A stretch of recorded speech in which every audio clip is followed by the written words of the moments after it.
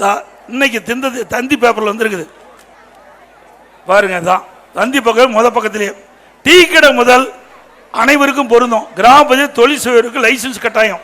Tea கடை இனிமேல் tea கடை வச்சா கூட லைசன்ஸ் வாங்கணும். அதுக்கு எவ்வளோ லஞ்சம் கொடுக்கணும்? எத்தனை பேர்த்து போய் பார்க்கறது? பத்திரிகையில் வந்துருக்கு பாருங்க. நாங்கள் சொன்னால் பொய்யும்பாங்க. வேணுமெனே அதுக்கு ஒரு மந்திரி இருக்காங்க, சில மந்திரிக எடப்பாடி பழனிசாமி வேணுமெனே பொய்யா பேசுறாருப்பாங்க. அவர்கள் போட்ட ஜீவோ டீ கடை இந்த செலவு பெட்டி வச்சு நம்ம ஏதாவது வேசி ஈசி சட்டை புடவை அயன் பண்ணனா அதுக்கு லைசன்ஸ் வாங்கணும். இந்த கொடுமை எங்காச்சும் உண்டா?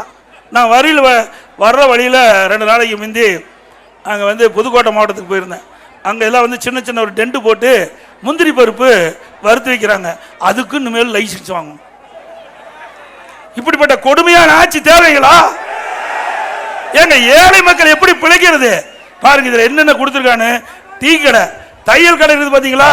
நம்முடைய சகோதரியே நம்ம தையல் கடை வச்சுருப்பாங்க, தையல் மிஷினு. அதுக்கும் இனிமேல் லைசன்ஸ் வாங்கி ஆகணும்.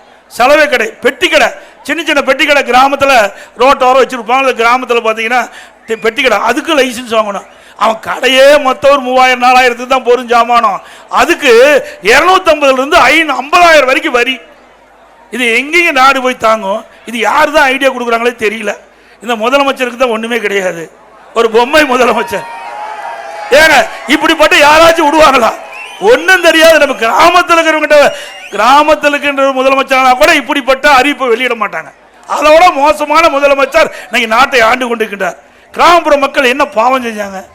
நாமெல்லாம் கிராமத்திலிருந்து வந்தாங்க. ஏன்னா அப்படி கிராமத்தில் இருக்கிற எல்லா கிடைக்கும். அப்புறம் சிசிடிவி கேமரா பொருத்துமா. அந்த கேமரா எவ்வளோ விலை இருக்குதோ அதுதான் கடையினுடைய முதலீடே இருக்கும். எங்கே போய் சிசிடிவி கேமரா பொறுத்துறது? அதில் என்ன ஊழல் நடக்க போகுது? அங்கே என்ன ஒரு மிட்டாய் கடை வச்சு மிட்டாய் அது மாதிரி கொடுப்பாங்க, வச்சுருப்பாங்க. அங்கே இருக்கிற கிராம மக்கள் அதை வாங்கி சாப்பிடுவாங்க. இப்படி மோசமான ஒரு சட்டத்தை கொண்டு வந்து ஏழை மக்களை வாட்டி வதைக்கின்ற அரசாங்கம் தொடர வேண்டுமா?